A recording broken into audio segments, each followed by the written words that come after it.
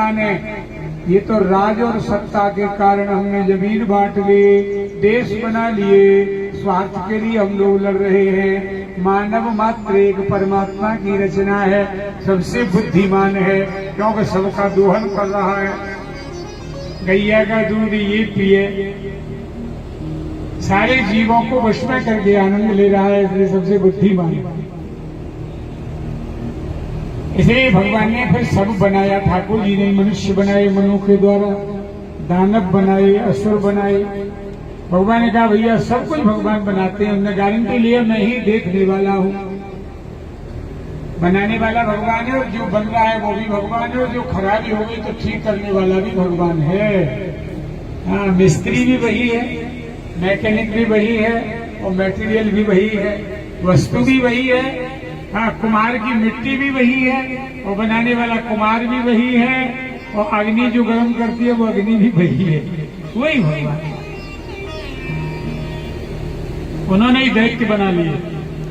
भगवान ने कहा मेरे लड़ने के लिए तैयारी क्या करें। जो बैकुंठ में जय विजय नाम के पार्षद रहते थे, एक बार सनकादिक चले गए, जो सम्मान नहीं किया, दंडोत नहीं करी, जो साथ दे दिया 3 जन्म में राक्षस बनोगे। पहले में हिरण्यकशिपु, दूसरे में त्रेता में रावण कुंभकर्ण, द्वापर में यही शिशुपाल दंतवक्र। भगवान ने लड़ने की व्यवस्था भी खुद ही कर ली कि तीनों युगों में लड़ेगा कौन मुझसे, मनुष्य तो लड़ नहीं सकता। अपने भक्तों को ही राक्षस बना दिया, तुम ही जाओ। सब व्यवस्था वही कर रहा है, हम तो बेकार केवल परेशान हो रहे हैं। सब व्यवस्थित है ठाकुर जी के यहाँ, तुम तो देखते रहो। गलती हमने कर ली कि इन खिलौनों को अपना मान लिया। ये भगवान ने सृष्टि बनाई, कमी होती है तो स्वयं ही भगवान अवतार लेकर के आते हैं, ज्ञान देने आते हैं। भगवान ने कपिल देव का अवतार धारण किया और मनुष्य की और गृहस्थियों की, गृहस्थी और विरक्तों की दोनों की सिद्धि साधन बताए। 2 मार्ग बताए, एक निवृत्ति मार्ग, एक प्रवृत्ति मार्ग। 2 व्यक्ति, 2 ही तरह जीवन शैली है हमारी, गृहस्थी में रहो कि बाबा जी बन के रहो, और दोनों का लक्ष्य वही है, भगवत प्राप्ति। केवल ठाकुर जी की प्राप्ति करना ही गृहस्थी का लक्ष्य है, यही विरक्त का लक्ष्य है। अब जीव कैसे आता है संसार में, जीव का कितना बड़ा रूप है, बोले सूक्ष्म परमाणु से भी छोटा जीव है। ऊपर से गिरता है, या तो पौधा में गिरता है, फल में गिरता है, मनुष्य के द्वारा पेट में चला जाता है, माँ के गर्भ में चला जाता है। एक बार ध्यान से सुनो माता बहनों, कैसा बेटा पैदा करना है ये माताओं के हाथ में है। बोलो अचम्मा कर रही है माता बहन, सुनो ध्यान से। प्रहलाद जी को ज्ञान कहाँ हुआ बताओ, माँ के गर्भ में। अभिमन्यु ने 7 चक्रव्यूह के द्वारों को तोड़ना कहाँ सीखा बताओ, माँ के गर्भ में। अर्जुन सुनाता रहा, वो गर्भ में सुनता रहा। 7वें द्वार को तोड़ने का समय आया तो भैया को नींद आ गई, तो नहीं तोड़ पाया। ये माएँ जानती है कैसा बेटा होना चाहिए। हमारे यहाँ विदुला नाम की स्त्री की कथा है पुराणों में। विदुला मैंने अपने पति से ये कहा कि तुम जैसा चाहो जैसा बेटा पैदा कर सकती हो। 3 बेटा पैदा किए, तीनों ब्रह्म ज्ञानी हो गए। क्यों? गर्भावस्था में वेद पढ़ती, ज्ञान की बात पढ़ती, लोरियां गाती सुनाती, तो वेद मंत्र बोलती, शुद्धोष बुद्धोष निरंजनोषी, तू ही आत्मा है, तू ब्रह्म है, तू परमात्मा का रूप है। तो तीनों ज्ञानी हो गए। पति बोले तेरे तीनों ज्ञानी बना दिए, एक वीर तो पैदा कर जो देश को चला। गर्भावस्था में वीरता की बातें पढ़ने लगी। पूत जने तो एक जन के दाता के सूर, नाक पुत्र जनाए के काही दुलारे नूर। वीर बेटा पैदा हो। तो माता बहनों, हमारे यहाँ शास्त्रों में लिखा है इस माता बहनों को पढ़ना चाहिए। अनपढ़ माँ बच्चा विद्वान नहीं पैदा करेगी। एक मैया पढ़ लेगी तो बच्चे सब विद्वान होंगे। गर्भावस्था में जैसा विचार करोगी ना ऐसा लड़का होगा, जैसा भोजन करेगी मैया वैसा होगा।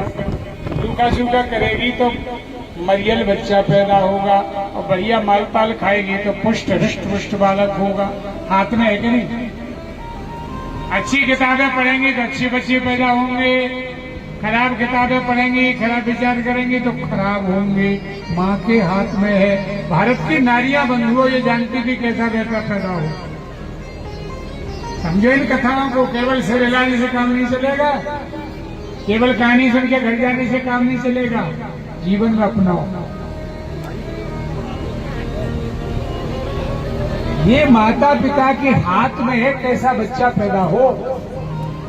ये जीव आता है माँ के गर्भ में 10 दिन में ग्रास जैसा, माँ के गर्भ में 1 महीने में बेर जैसा, तीसरे महीना में लड़का लड़की होगा पता लग जाता है, 5वें महीना में भूख प्यास लगती है। इसकी नाभि में एक नरा नाम की एक नाली होती है, वो भोजन ग्रास में लग जाती है माँ के में, खट्टा मीठा चिटपटा जैसा खाती है, बच्चे के पेट में जाता है।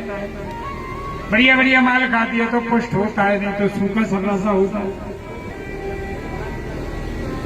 फिर विचार, ये गर्भ में भगवान से प्रार्थना करता, 100 जन्म की याद आती है माँ के गर्भ में मनुष्य को। और क्या कहता है ये? सोहम वसन्नपि विभो बहु दुख बासो गर्भान्न निर्जिग विषे बहिरंधकूपे यत्रोपयाति मुपसर्पति देव माया मिथ्यामतिर्यदनु संस्कृति चक्रमेता।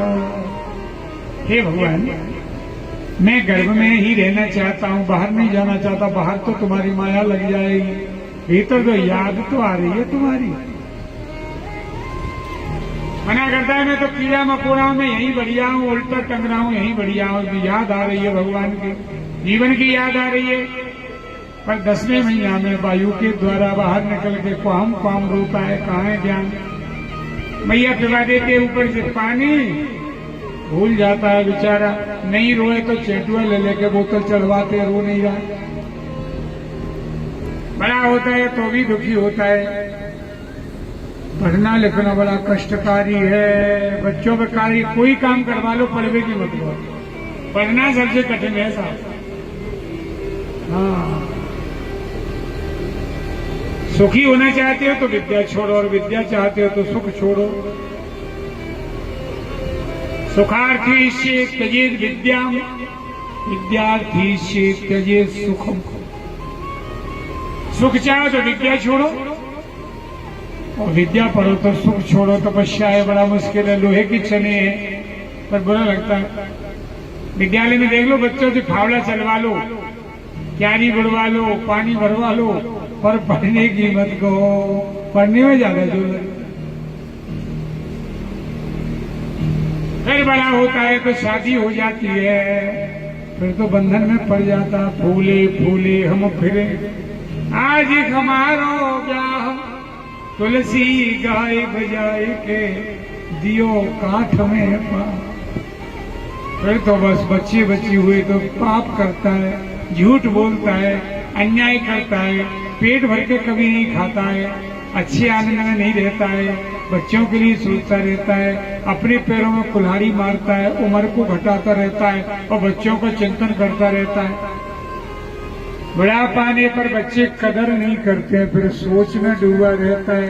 मैंने इसलिए झूठ बोली, मैंने इसलिए पाप करो, मैंने इसलिए मेहनत करी कि तुम मेरी सुनोगे नहीं। बच्चे नहीं सुनते।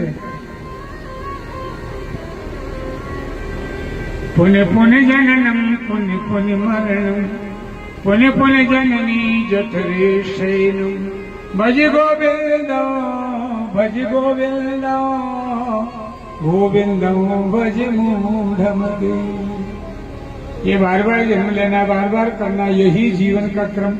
इसको कहते हैं हमारे कपिल देव ने कहा प्रवृत्ति मार्ग, माने संसार में घूमने का मार्ग, और दूसरा निवृत्ति मार्ग माने साधुओं का मार्ग है। यदि पार होना चाहे संसार से तो विवाह के चक्कर में नहीं पड़े। एकांत में मन में जाकर के भगवान की भक्ति करे, ध्यान करे, हृदय में ठाकुर जी का ध्यान करे। संचिंतये भगवत चरणारविंदा भजरांकुशध्वज सरोरुहलांछनाढ्यम् उत्तुंग रक्त विलसन नखचक्रवाला ज्योत्स्नाभिराहतमह हृदयान्धकारम्। हृदय में भगवान के चरणों का ध्यान, कमर का ध्यान, मोर मुकुट का ध्यान, हृदय में ध्यान करके ठाकुर जी को प्राप्त करे। बोलिए कृष्णचंद्र भगवान की। अब दोनों में ही लाभ है, दोनों में गुण है, दोनों में अवगुण है। गृहस्थी में भी गुण है भाई और अवगुण भी है गृहस्थी में। गुण भी बहुत है गृहस्थी में, अवगुण भी बहुत है। बोलो कौन सा सुनाऊं आपको? पहले गुण सुनाऊं कि अवगुण बताओ? पहले गुण सुना दो, नहीं अवगुण से दिमाग खराब हो जाएगा। पहले गुण सुनो। गृहस्थी में गुण क्या है? आपका मन राजी हो जाएगा, करे अब तो हाथी को बैठ गए भैया, बहुत ऊंचे हैं। गुण क्या है गृहस्थी में? तो भागवत के 5वें स्कंद में समझाते हैं ब्रह्मा जी। गृहस्थी में रह करके भजन करना तो ऐसे मानो जैसे किले में रह करके शत्रु से युद्ध करना। कोई राजा किले में बैठे भीतर लड़ाई कर रहे बैरी से, तो बैरी के तो हथियार चलेंगे नहीं, क्यों? कभी तो बैठे किले में केवल बाण चला के मारना है, बंदूक चलाना है, प्रहार करना है, ऐसे कहा गया। और साधु होकर के भजन करना ऐसे समझो जैसे मैदान में खड़े होकर लड़ना। पहले शत्रु के बाणों से बचो, शत्रु के प्रहार से बचो और बच के फिर बाण चलाओ। तो कितना कठिन है बताओ। तो आप समझेगा नहीं, पहले ये बताओ ये भाषा में समझ गए? गृहस्थी में रह के भजन करना तो किले में रह के भजन करना है। क्यों? विषयों की व्यवस्था है गृहस्थी में। परिवार सुख दुख के लिए संग है।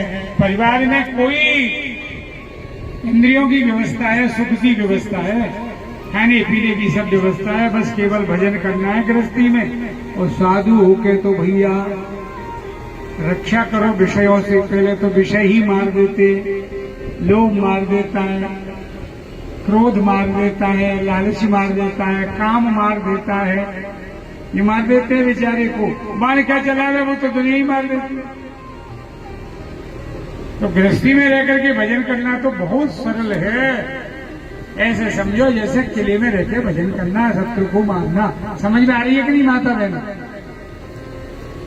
तो गृहस्थी बहुत बढ़िया है। बाबा होकर भजन करना बड़ा कठिन है। ये तो गुण है गृहस्थी का। अवगुण क्या है गृहस्थी में? अवगुण ये है बंधुओं के गृहेषु कूट धर्मेषु दुख तंद्रेश तंद्रिता परवन दुख प्रतीकारं सुखबद मन्यते गृही। एक ही खराबी है गृहस्थी में कि गृहस्थियों के सारे कर्म छल कपट के हैं। गृहस्थी छल कपट करता है जीवन भर। अरे धर्म पुण्य भी करता है तो छल कपट ही करता है, दिखावा करता है, सत्य से दूर रहता है गृहस्थी। छोरा की शादी भाई, ऐसी बारात ले चलो, चाहे कर्जा है जाए, जेवर बनवाओ, बढ़िया भंडारा दो, बढ़िया कपड़ा ले जाओ और बढ़िया बाजे ले चलो, बढ़िया हाथी घोड़े ले चलो। ये समझे जाके बारात जा रही है कि पार्टी बहुत जोर की है। और जाके छोरी को ब्याह भी होके कर्जा पड़ो रहेगो, पर बढ़िया भंडारा बनाओ, बढ़िया मिठाई बनाओ, चमक दमक का बढ़िया डेकोरेशन करो। ये पता लगे कि जिनके बारात आई है कसर इनमें भी नहीं है। पीछे दोनों ब्याही लुट गए। अब रसीद वाले आए कि मंदिर बना रहे हैं, जरा 500 रुपए देना। भैया हम तो पिटे पड़े हैं ब्याह के, हम पे नहीं है 500 रुपए। और बारात में किनको ले जा रहे हो पता है? जो 3 पीढ़ी से तुम्हें जानते हैं उनको बारात में ले जा रहे हो। कोई अनजान व्यक्ति ले जा रहे हैं आज तक? मामा, फूफा, जीजा, साला, नाना, नानी, इनके अलावा कोई बारात में जा रहे? इनको क्या दिखा रहे हो? तो 3 पीढ़ी जाने तुम्हारे में कितने पानी में। सही है कि नहीं बोलो? जिनको तुम बड़े बन के बारात में ले जा रहे हो, वो 3 पीढ़ियां जाने कि कितने हो तुम 3 पीढ़ी में, पहले कैसे भूखे मरे हो तुम, और अब कितने पाप कर करके पैसा ला रहे हो तुम। वो सब समझ रहे हैं कि बेईमान नंबर 1 है। बिना बेईमानी के पैसा कहां से आएगा बताओ? कलेक्टर की भी तनख्वाह बहुत कम है। ये 2 नंबर का पैसा जो बड़ी बड़ी बिल्डिंग खड़ी है, ये सब कहीं न कहीं से वही आ रहा है, बिना छल कपट के थोड़ी आ रही।